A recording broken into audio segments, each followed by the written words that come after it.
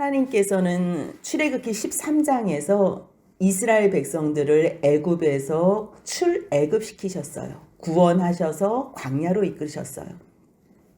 왜 광야로 이끄시고 하나님께서 왜 자기의 백성들을 애굽에서 구해내셨냐면요.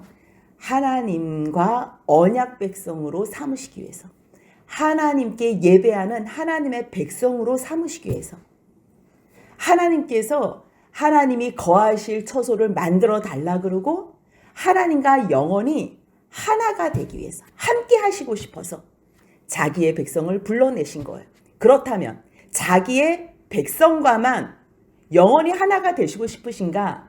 아니에요. 창세기 12장 3절 제가 한번 읽어드릴게요. 3절입니다. 너를 축복하는 자에게 내가 복을 내리고 너를 저주하는 자에게 내가 저주하리니 땅의 모든 족속이 너로 말미암아 복을 얻을 것이라 하신대. 하나님께서 아브라함을 불러서 약속의 땅, 하나님께서 말씀하시는 땅에 이르시게 한 이유는요. 하나님께서 땅의 모든 족속이 아브라함으로 말미암아 복을 받기 위한 게 하나님의 소원이었어요. 물론 사람을 통해서 하나님께서 아브라함을 통해서 이 세상 사람들이 다 복을 받을 수 있나? 물론 그렇지는 않아요. 하나님께서는 준비해 놓으신 그리스도가 계세요. 하나님께서는 그리스도로 말미암아 이 땅에 있는 모든 사람들이 그 하나님의 그 준비해 놓으신 구원주 예수 그리스도를 믿으면 누구나 다 구원받게 하셨어요. 복을 받게 하셨어요. 근데 그 예수 그리스도가 이 땅에 오시는데 누구를 통해서 오시나? 사람의 몸 가운데로 오셔야 되는데요. 사람의 형상으로 사람 가운데 나셔야 되는데 누구를 통해서 오시는지 그 한 사람을 찾아낸 게 아브라함이었어요. 그래서 아브라함 너를 통해 땅의 모든 족속이 복을 받는다 그랬지만요. 결국 너로 말미암아 한 씨를 얘기하는 거는 예수 그리스도로 말미암은 구원을 약속하시는 것. 아브라함을 통해서 모든 족속이 복을 받는 것을 원하셨던 하나님께서는요. 물론 아브라함 한 사람으로 통한 거지만요. 아브라함이 이삭을 낳고 이삭이 야곱을 낳고 그 야곱이 12아들을 낳은 그 12아들을 통해서 하나님께서는 하나님의 백성으로 모든 족속을 구원하시고 모든 열방들이 복을 받길 원하셨어요. 그렇다면 하나님의 이 복의 통로, 이 하나님을 전해줄 수 있는 사람은 누구일까? 누가 모든 족속에게 하나님을 소개해주고 하나님으로 말미암은 복을 전할 수 있을까? 그거는요, 구원받은 백성이에요. 구원받은 백성.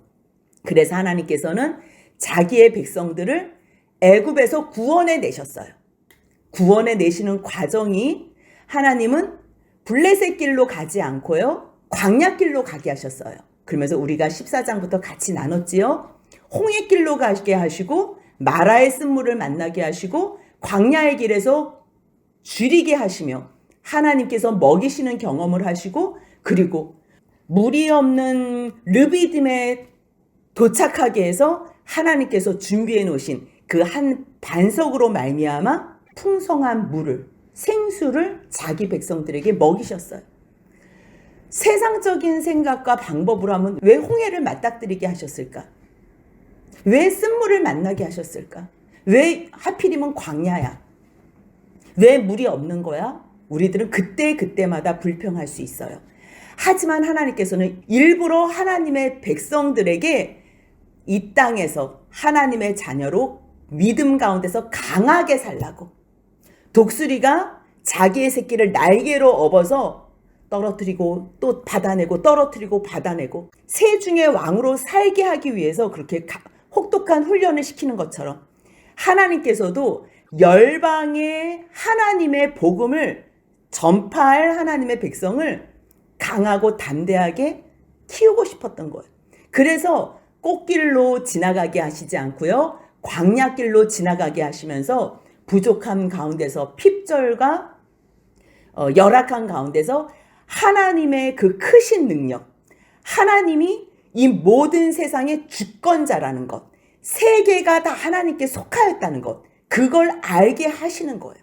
그 과정 가운데에 18장은 하나님께서 자기의 백성들을 구원해 내시고 고난 가운데서 광야의 길 가운데서 인도하시고 하나님께서 약속하신 이 신의 산까지 인도하신 그 소문을 듣고 이방인 가운데서 이드로도 그 여호와 하나님을 경외하고 섬기기에 충분했다는 것을 증언하고 계세요. 그리고 나서 오늘 19장이에요. 19장 1절 한번 같이 읽겠습니다. 이스라엘 자손이 애굽 땅을 떠난 지 3개월이 되던 날 그들이 시내 광야에 이르니라. 여기서 지금 3개월이 되던 날, 그러니까 3월 1일이라 쓰지 않고요. 3개월이 되던 날, 그래서 90일이 지난 것 같은 뉘앙스가 있어요. 그런데 원문에 보면요. 70인경에도 봐도요. 3월 첫째 날이라고 말을 해요. 그러면 1월 15일 날 출발해서 3월 1일 날 하나님께서 약속하신 이 신의 광야에 이뤘다면 45일이 지난 거예요. 45일이 지나고요. 그리고 여기서 진을 치고 그리고 하나님께서 모세를 부르시고 또 3일 동안에 너희가 성결하게 준비해서 내가 너희 가운데 임하리라 말씀하시고 그리고서 십계명을 주시는 내용이 이제 19장 후반부 20장에 나오잖아요. 그러니까 하나님께서 임하신 그 날이 45일 지난 50일이 될 수 있다는 거. 그러한 근거로 우리가 또 이것을 해석한다면 결국 하나님께서 자기의 백성들을 하나님의 백성으로 세우기 위해서 율법을 주셨던 그때 율법으로는 우리가 거룩하게 되어질 수 없는 우리를 정말 성령님의 임재하심, 성령님의 강림으로 말미암아 우리를 예수 안에서 성결케 하시고 온전케 하신 오순절이라고 해석을 한다면 결국 이 구약은 다 신약의 예표잖아요. 자명상은 예수 그리스도고 결국 그 예수 그리스도를 증언하시는 분이 성령님이시기 때문에 그러한 해석이 무리가 되지 않을 수 있다. 우리가 그렇게 생각할 수 있어요. 3월 1일 되던 그날 드디어 하나님께서 출애굽기 3장에서 약속하셨던 제가 출애굽기 3장 12절 읽어드리겠습니다. 하나님이 이르시되 내가 반드시 너와 함께 있으리라. 내가 그 백성을 애굽에서 인도하여 낸 후에 너희가 이 산에서 하나님을 섬기리니 이것이 내가 너를 보낸 증거니라. 출애굽한 지 45일 만에 도착해요. 물론 출애굽기 3장에서 말씀하신 거는 10가지의 재앙이 또 있었기 때문에 그 더 많은 시간, 6개월의 시간이 더 이렇게 할애가 돼요. 하지만 하나님께서 말씀하신 그 산에 지금 이르른 거예요. 말씀이 실행이 되는 이 사건 얼마나 놀랍고 하나님이 말씀이 얼마나 신뢰가 되겠어요?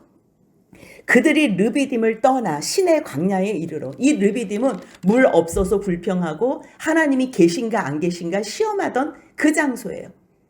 또 아말렉이 싸우자고 와서 여호수아가 그 싸움에 나가고 또 이 모든 전쟁의 승리가 하나님께 있음을 가르쳐주며 모세의 손이 올라갈 때는 이스라엘이 이기고 내려갈 때는 아말렉이 이기는 것을 보면서 결국 모세가 끝까지 아론과 훌의 도움으로 기도의 손이 내려오지 않은 결과 이스라엘 백성들이 이겼던 그 장소가 르비딤이에요.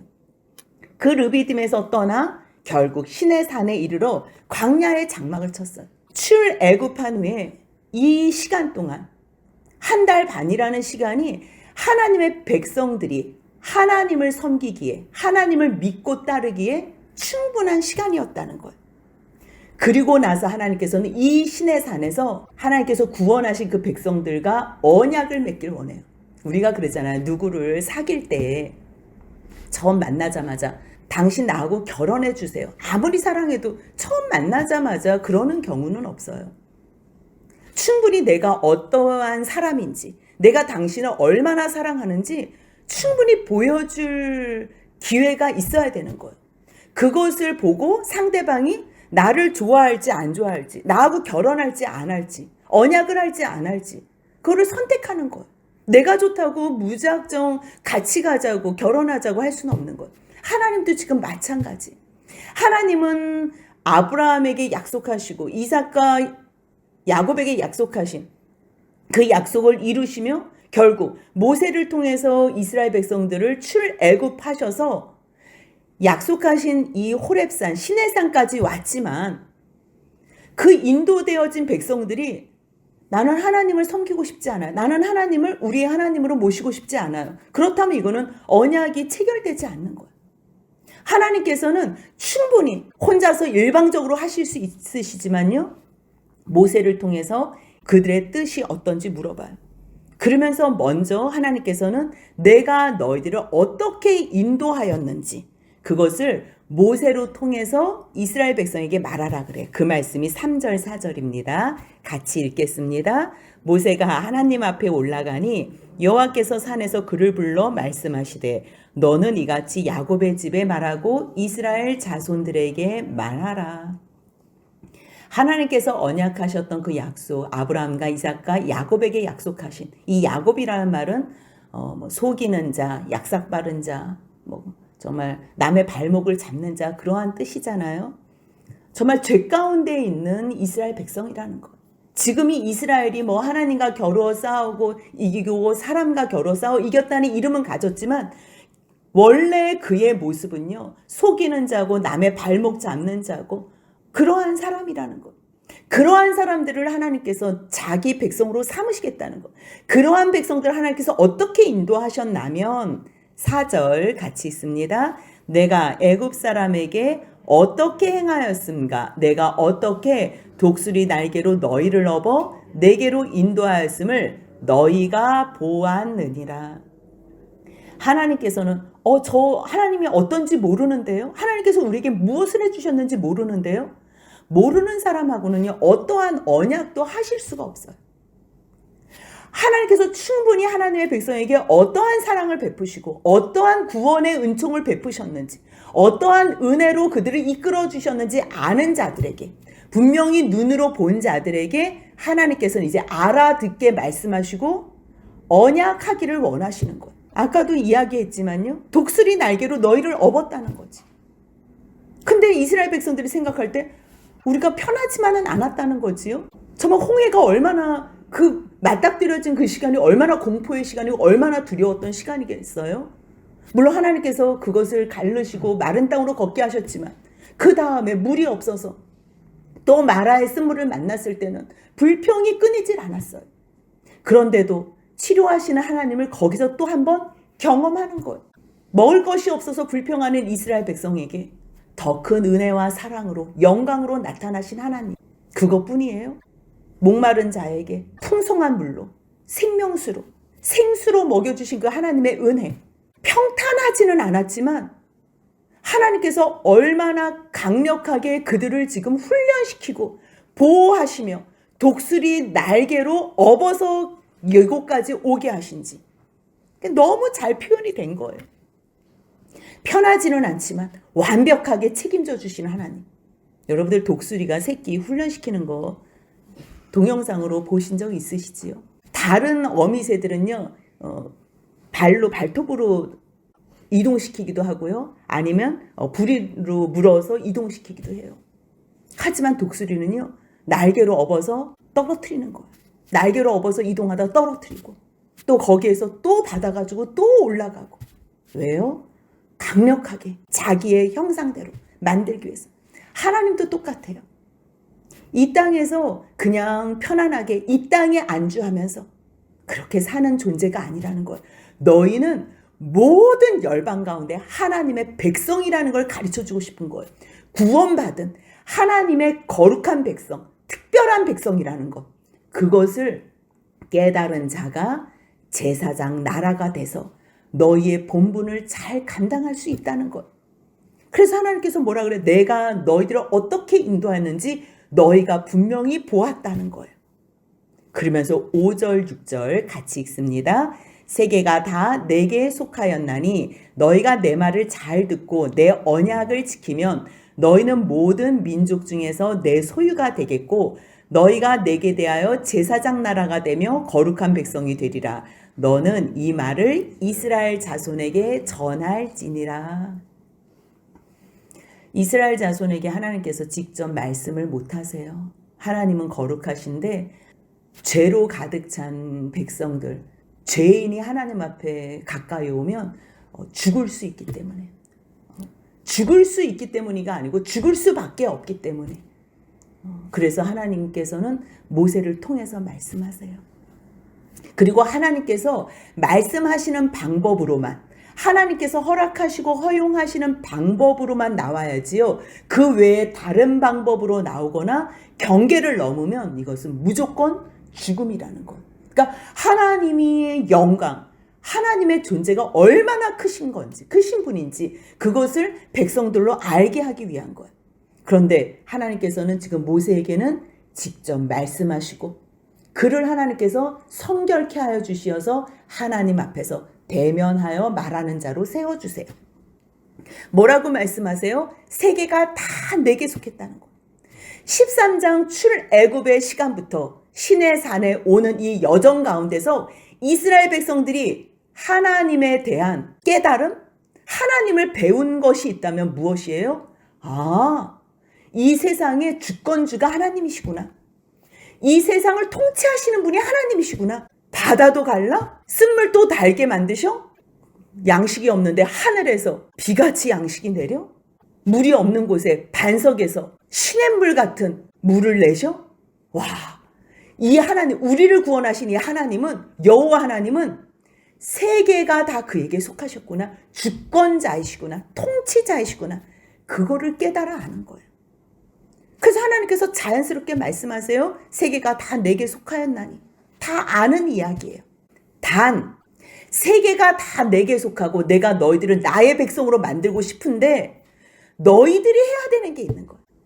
하나님은 하나님의 주권과 하나님의 통치와 하나님의 능력으로, 하나님의 언약으로 하나님의 일은 다 하나님께서 하세요. 근데 그 하나님과 언약하는 백성들이 해야 될 일이 뭐냐면요, 하나님의 말씀을 잘 듣고 언약을 지키는 일이에요. 언약을 지키는 일. 그때에 하나님의 백성인 이스라엘 백성이 어떻게 되냐면 모든 민족 중에서 내 소유가 된대요. 아니, 세계가 다 내게 속하면 모든 민족도 다 하나님께 속한 것인데 세계가 다 내게 속하였다 그래 놓고서 말을 잘 듣고 언약을 잘 지킬 때만 모든 민족 가운데 내 소유가 된다? 이 말이 조금 모순이 되는 것 같아요. 근데 이 히브리어 원어의 그 뜻은 어떤 뜻이 있냐면요, 보물이라는 뜻이에요. 그러니까 내 소유 중에서 특별히 내 소유, 그러니까 이중 소유, 아주 특별한 소유를 말씀하시는 거. 뭐 모든 것이 여러분들 집에 모든 것이 다 여러분들 거잖아요. 근데 특별히 아끼는 거 있죠. 특별히. 다른 것도 다 여러분들 것이지만 특별히 아끼는 걸 뭐라 그래요? 보물이라 그래요. 가장 나에게 중요한 보물이라 그러지. 그런 거예요. 이 세계가 다 여호와 하나님께 속하여 있는데 누가 하나님의 특별한 보물이 되고 하나님의 특별한 이중 소유가 되고 특별한 그 마음 가운데 의미 있는 소유가 되는지, 하나님의 말씀을 잘 지키고 언약을 지키는 사람, 그 백성들이 하나님의 특별한 보물이 된다는 것. 그러면 그 보물이 어떠한 일을 하는지 그 역할을 6절에서 기록해 놨는데요, 제사장 나라가 된다는 것. 제사장 나라. 제사장이 하는 일이 뭐지요? 거룩한 하나님과 죄인, 분리돼서 하나가 될 수 없고 화목할 수 없고 만날 수 없는 그들의 중간적인 역할을 하는 거예요. 물론 제사장도 죄인이지요. 하지만 하나님께서 죄인 가운데서 제사장의 직분을 줘서 하나님과 중간 역할을 하게 하신 것. 이거는 제사장이 거룩하거나 제사장이 중요해서가 아니고 예수 그리스도의 직분이 그 중보적인 제사장적 직분이기 때문에 그 제사장의 직분을 하나님께서 가르쳐 주시기 위해서 이 땅에서도 제사장을 세우신 것. 이 중보적인 역할을 누가 하는지, 그래서 그 중보적인 역할을 하는 사람은 어때야 되는지, 제사장 나라가 되는 것. 창세기 12장에서 아브람을 통하여 여러 민족, 이 땅의 여러 민족이 복을 받는 것처럼 이스라엘 백성들이 제사장 나라가 되면 결국 이스라엘 백성들로 말미암아 땅의 모든 민족이 복을 받는 통로가 된다는 것. 그러면 제사장 나라가 되면 결국 자기네들이 선민의식으로 지금 저 유대인 이스라엘 백성들처럼 예수님에게 책망받았던 바리새인과 서기관과 그들처럼 사는 것이 아니라 선민의식의 어떠한 우월감만 가지고 사는 게 아니라 제사장적 직분을 감당하는, 그러니까 온 나라가 제사장 나라가 되면 백성들은 어떻게 되는 거예요? 제사장이 되는 거예요. 그 말씀이 구약에는 출애굽기 19장 6절에 있다면요, 똑같은 말씀이 베드로전서 2장 9절 같이 있습니다. 그러나 너희는 택하신 족속이요 왕같은 제사장들이요 거룩한 나라요 그의 소유가 된 백성이니 이는 너희를 어두운 데서 불러내어 그의 기이한 빛에 들어가게 하신 이의 아름다운 덕을 선포하게 하려 하심이라. 왕같은 제사장이고 거룩한 나라고 그의 소유가 된 백성이 해야 될 일이 뭐라는 거예요? 다른 것이 아니에요. 원래 어두운 데 있었던 우리들을 그의 기이한 빛, 하나님의 그 영광의 아들의, 사랑의 아들의 나라에 인도해 준 그 기이한 빛에 들어가게 하신 그 하나님의 아름다운 덕을 선전하게 하기 위함이라. 선포하게, 그게 전도예요. 제사장 나라가 해야 될 일, 왕같은 제사장인 우리가 해야 될 일이 무엇이냐면요, 어두운 데 있었던 우리를, 영원히 지옥에 갈 수밖에 없는 우리들을 하나님의 그 기이한 빛에 인도해 주신 그 은혜, 그 사랑을 선포하는 일을 하라는 거예요. 그 말씀이 오늘 출애굽기 19장 6절 말씀하고 같은 말씀이에요. 제사장 나라가 된다면 다른 것을 하는 게 아니고요, 하나님께서 우리를 어떻게 구원해 주셨는지, 그러면서 하나님 백성으로서 그 하나님을 소개해 주는 일을 하라는 거예요. 그래서 18장에서 이게 불가능한 일이 아니라는 것을 하나님께서 보여주셨잖아요. 이드로가 하나님께서 자기 백성에게 행하신 일 소문만 듣고도 자기가 미디안 제사장, 다른 세상의 이방신을 섬겼던 사람인데도 신은 다른 신이 아니라 신 중의 신이신 하나님, 오직 신 중의 신이신 하나님만 유일한 신이시다, 가장 크신 그분만이 온전한 신이시다 하면서 그분을 경배하고 그분께 예배드리잖아요. 그렇기 때문에 이 일을 하라는 거예요. 너 이 말 이스라엘 백성에게 전하라는 거예요. 너희 내 말, 내 언약 지키고 내 백성 되겠냐고. 만약에 너희가 이 언약만 지킨다면 너희가 내 제사장이 되고 제사장 나라가 되고 거룩한 백성, 구별된 백성이 되게 할 거야. 그 말을 그대로 받아서 모세가 내려와서 백성의 장로들을 불러서 그대로 말을 전하는 거지요. 그러니까 백성들이 뭐라 그래요? 8절 같이 읽습니다. 백성이 일제히 응답하여 이르되 여호와께서 명령하신 대로 우리가 다 행하리이다. 모세가 백성의 말을 여호와께 전하매.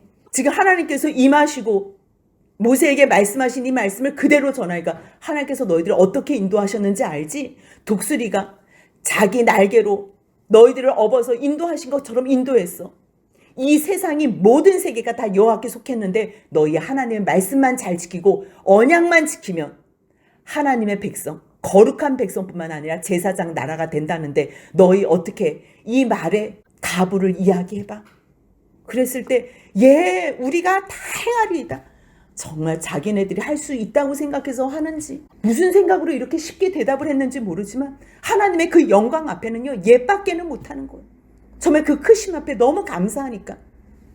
근데 결국 모세가 이 말씀 받으려고 산에 올라간 사이에 출애굽기 32장에서 무슨 사건이 일어나요? 그 40일을 견디지 못하고 기다리지 못해서 밑에서 금송아지 만드는 일이 일어나잖아요. 아무리 말을 해도 우리가 다 행한다고 말을 해도요, 사람은 다 행할 수가 없는 거예요. 그래서 하나님께서 언약, 명령이 아니고 언약하셨다는 게 이게 중요해요. 언약은요, 이미 벌써 창세기 15장에서 횃불 언약이 있었잖아요. 횃불 언약이. 그 쪼갠 고기 사이로 하나님의 그 횃불이 지나가신 그 언약이 결국은 여기까지 온 거예요. 명령이 아니라 너희가 언약을 못 지키면 내가 쪼개진다는 그 약속. 내가 이 모든 것을 책임지리라. 이 사람들은 이제 알지도 못하고 우리가 다 행하겠다 그래요. 뭐가 뭔지도 모르고 결국 이 책임도 하나님께서 그리스도로 말미암아, 예수로 말미암아 다 지게 하신 거예요. 그래서 이것을 다 행한다 그러니까 모세가 또 이 말을 받아서 또 여호와 하나님 앞에 나가서 전해요. 그 내용이 9절 10절이에요. 같이 읽습니다. 여호와께서 모세에게 이르시되 내가 빽빽한 구름 가운데 내게 임함은 내가 너와 말하는 것을 백성들이 듣게 하며 또한 너를 영영히 믿게 하려 함이니라. 모세가 백성의 말을 여호와께 아뢰었으므로 여호와께서 모세에게 이르시되 너는 백성에게로 가서 오늘과 내일 그들을 성결하게 하며 그들에게 옷을 빨게 하고.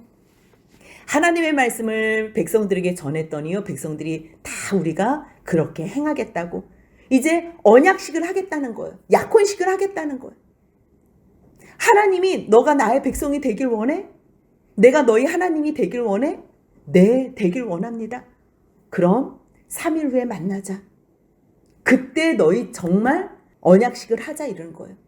지금은 가부만 묻고 그 다음에 3일 후에 언약식을 한 후에 이제는 결혼하는 거는 무엇과도 같냐면요, 성소를 지어달라 그러잖아요. 그래서 성소에서 이제 직접 만나세요.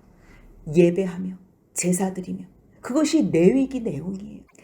오늘 이 19장에서 신의 광야에 이르니, 여기 말씀이 이 신의 광야에 이르러서요, 민수기 10장 10절까지 여기를 안 떠나요.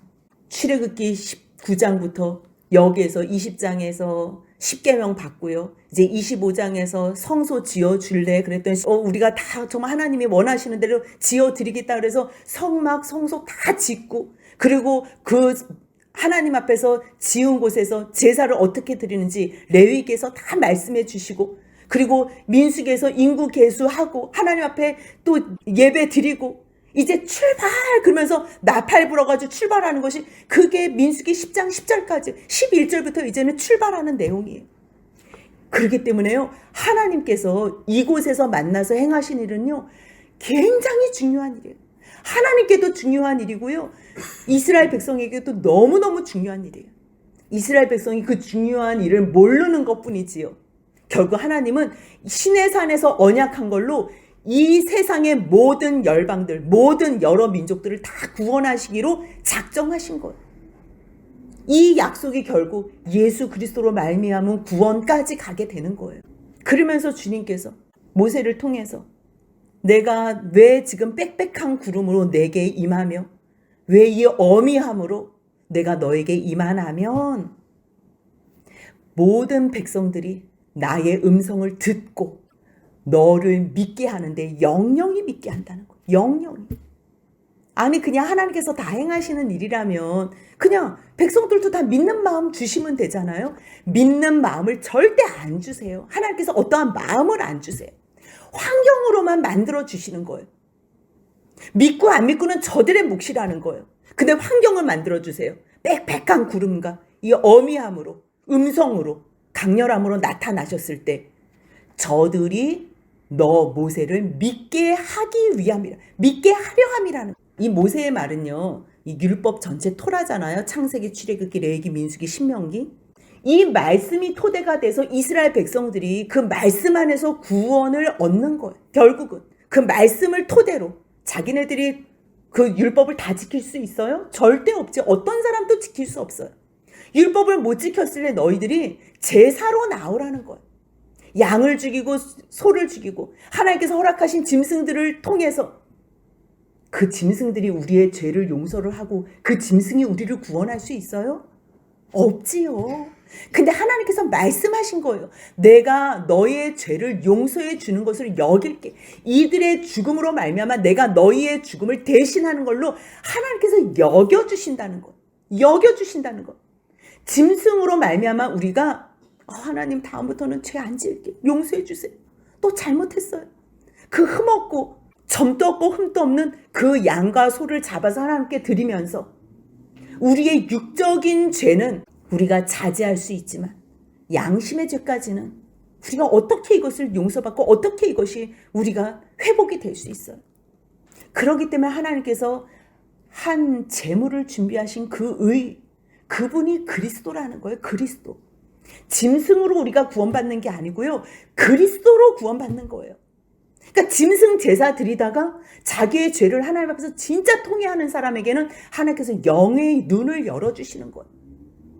그래서 모세도 그리스도를 위하여 고난받는 것을 기쁘게 여겼고요. 한나도 여호와 구원의 하나님을 찬양했고요. 다윗도 여호와께서 내 주께 말씀하시는 걸 들은 거예요. 처음에는 세상의 모습으로만 하나님 앞에 예배드리죠. 우리도 신약시대에 이 보여지는 교회에서 예배를 드리지요. 이게 다라고 생각하지요. 그런데 이게 다가 아닌 거예요. 예배를 드리면서 정말 나의 죄를 통회할 때 주님께서 영을 열어주셔서 성령님이, 구약에도 그 영께서 깨닫게 해주시는 거고요. 신약에서도 성령님이, 이제는 더 예수님이 하나님 우편에서 보내신 약속한 보혜사 성령이 되는데 더 강력하게 임하시는 거죠. 그렇기 때문에 신약은 은혜의 시대고 더 강력하게 성령님께서 역사하시는 시대일 뿐이지요. 성령님께서 하나님의 영은 처음부터, 아니 영원부터 영원까지 있으신 분이에요. 그러면서 뭘 말씀하세요? 믿게 하려 한다는 거예요. 근데 이 말씀을요, 모세의 말씀, 이 모세의 말씀을 믿으면 신약에서 바리새인과 서기관들도 다, 이스라엘 백성들도 하나님을 잘 섬겼을 텐데 이 모세의 말을 믿지 않아서 예수님께서 요한복음 5장 46절에 뭐라고 말씀하시는지 제가 읽어드릴게요. 모세를 믿었더라면 또 나를 믿었으리니 이는 그가 내게 대하여 기록하였습니다. 모세가 지금 이야기하는 모든 것이요, 다 예수 그리스도에 대한 말씀이라는 거예요. 우리는 이 말씀에 어디에 예수님이 있어? 이 모든 제사법, 이 모든 성전, 성막, 모든 지성소 만드는 이 모든 것들, 그게 하나하나가 다 실제인 참 형상인 예수 그리스도를 예표한 그림자일 뿐이라는 거예요. 그림자일 뿐이라는 거예요. 그것을 통해서 모세의 말을 믿고 모세를 통해서 하나님께서 주신 이 율법을 너희가 법도와 율례를 지켜 준행하다 보면 결국 자기의 죄를 보게 되는 거예요. 우리가 율법 준행하면 내가 의롭다 이거 알 것 같아요? 아니에요. 율법을 준행하지 않은 사람들은요, 자기가 의로운 줄 착각해요. 근데 이제 하나님의 말씀 앞에 내가 하나님의 말씀대로 율법을 준행하기로 작정하는 그 순간부터는요, 나보다 더 지독한 죄인 중에 괴수가 없다는 걸 알게 돼요. 덮어놓고 믿었을 때는 내가 한두 가지 죄인인 줄 알아요. 근데 말씀을 열어놓고 믿으면요, 하나부터 100개까지 다 내가 하나님을 사랑하지 않는 존재라는 것을 깨닫게 되는 거예요. 예배를 드려도 하나님을 위해서 드리는 것이 아니라 나를 위해서 드렸다는 것.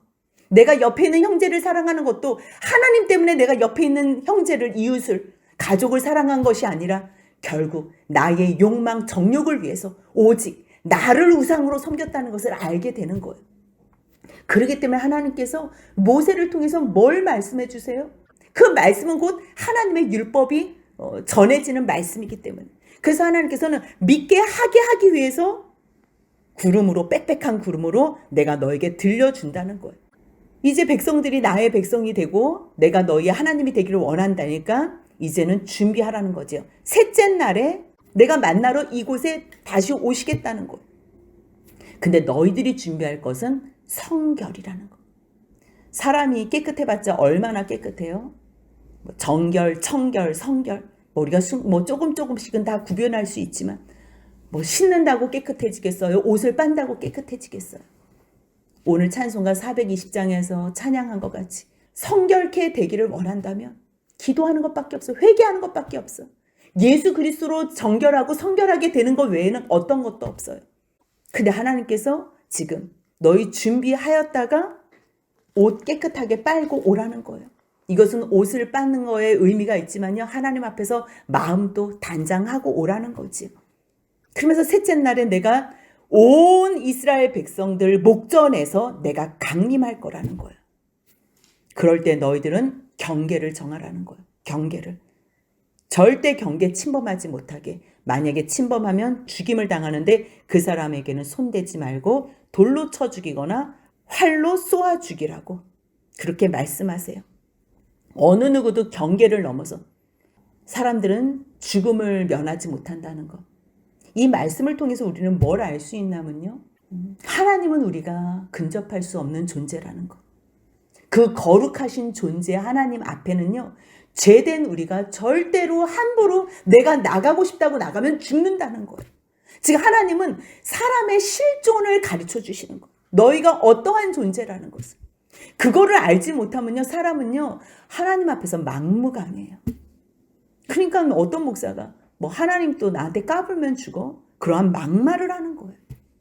어디다가 대고서 저도요, 하나님의 그 크심, 하나님의 그 영광됨, 그거를 알지 못할 때는요, 그냥 설교에 하나님 우리를 사랑하셔, 뭐 우리 없음, 뭐 우리를 얼마나 사랑하시는지, 우리는 사랑받기 위해 태어난 사람들이, 우리 위해서 그 아들을 주셨잖아. 아들을 주시니까 뭘 못 주셔. 그냥 어렸을 때부터 하나님은 사랑만 들었던 저도요, 하나님한테 막말을 했었어. 하나님 나 없으면 이 일을 어떻게 하신다고. 나 없으면 안 돼, 나 없으면 안 돼. 얼마나 이 말로 함부로 까불었는지 몰라요. 하나님을 모르는 사람만 그렇게 까불어요. 하나님을 모르기 때문에 경계를 지어놔도 자기가 함부로 하나님 앞에 갈 수 있다고 착각해요. 나의 어떠한 능력으로, 나의 어떠한 의로 절대 못 가요. 절대 못 가요. 하나님께서 왜 경계를 세우셨어요? 내가 말하는 방법 외에는 어느 누구도 올 수 없다는 거. 내가 허락하는 이 길 외에는, 그것이 결국은 그리스도예요. 그리스도 외에는 어떤 방법으로도 올 수 없는 이 경계를 세우셨어요. 경계가 있다는 거는요, 근접할 수 없는 그 존재의 그 차이가 있다는 거. 주님께서 그래서 경계를 말씀하시는 거. 그래서 그 말씀을 듣고서 다시 이제 내려와요. 14절 15절 같이 읽습니다. 모세가 산에서 내려와 백성에게 이르러 백성을 성결하게 하니 그들이 자기 옷을 빨더라. 모세가 백성에게 이르되 준비하여 셋째 날을 기다리고 여인을 가까이 하지 말라 하니라. 첫 번째는요, 옷을 빨아서 성결하게 하라 그래요. 그리고 두 번째는 경계를 정해서 하나님 앞에 함부로 나오지 말라 그래요. 자기들이 하고 싶은 대로 함부로 근접하지 말게 해요. 그리고 여인을 가깝게 하지 말래요. 이것은 하나님을 만나는 일에만 집중하지 그 외에는 어떠한 것도 집중하지 말고 너희의 관심을 분산하지 말라고 그 얘기를 하는 거예요. 하나님을 만나러 가는 그 시간을 준비하는 동안에는요, 오직 하나님을 만나는 거에만 집중하여 준비하게 하라고. 그 말씀을 하나님께서 모세에게 말씀하시고요, 모세는 그 말씀을 그대로 백성들에게 전해요. 그리고 나서 이제 셋째 날 아침, 얼마나 떨렸겠어요. 준비하는 이틀 동안 얼마나 옷을 빨고, 거기 광야에 뭐가 있겠어요. 그런데도 하나님께서 충분히 준비할 수 있게 물도 하나님께서 다 마련해 주셨을 거예요. 그리고 성결하게 하나님 앞에서 경계를 정해서 모세가 절대 올라오지 말라고 다 줄로 막 해놨겠지요. 철저하게 준비된 후에 이제 셋째 날 아침 하나님의 임하세요. 이게 은혜예요. 우리가 만나러 간다 하지만 하나님께서 만나 주시지 않으면 우리는 하나님을 만나 배울 수가 없어요. 근데 이 기적 같은 일은요, 죄인된 백성들을 만나기 위해서 하나님께서 강림하셨다는 것. 저는 이 16절의 요 시점을 오순절, 6월절 지나고서 50일 되는 그날이 아닐까, 그렇게 보고 싶더라고요, 저는요. 왜냐하면 구약의 모든 일은 신약의 예표이기 때문에 하나님께서 정말 함께 하시고 싶은 임마누엘 되신 그 예수 그리스도가 이 땅에 오신 것도 너무 중요한 사건이지만요, 성령님이 우리 가운데 내주하시지 않으시면, 하나님의 영이 우리 가운데 내주하시지 않으시면요, 우리는 예수님을 믿을 수도 없고요, 깨달을 수도 없고요, 하나님 앞에 갈 수도 없어요. 결국은 성령님이 오셔야지만 우리가 죄인인 것을 알게 되고, 성령님이 우리를 예수님께 이끌어 가주시고, 또 우리가 예수님을 만나면 그 예수님 손잡고 결국은 하나님의 거룩하심 앞에까지 갈 수 있다는 것. 근데 이 모든 일을 계획하신 분은 여호와 성부 하나님이시라는 것. 그것을 다 구분 짓기는 어렵지만 삼위일체신 그 하나님이 사람을 향하신 그 사랑 가운데 19장에서 이 언약하시는 말씀을 통해서 하나님께서 이 열방 모든 족속을 복주시는 방법은 제사장 나라 삼으신 그 백성들을 통해서, 거룩한 백성으로 삼으신 하나님의 백성들을 통해서 이 세상의 모든 족속들에게 복주시기를 원한다는 것 기억하시며, 오늘도 어두운 데서 기이한 빛으로 인도하시고 그 나라에 들어가게 하신 하나님만, 예수 그리스도만 증언하고 하나님의 나라만 선포하는 저와 여러분들의 복된 삶이 되시길 주님의 이름으로 소원합니다. 아멘.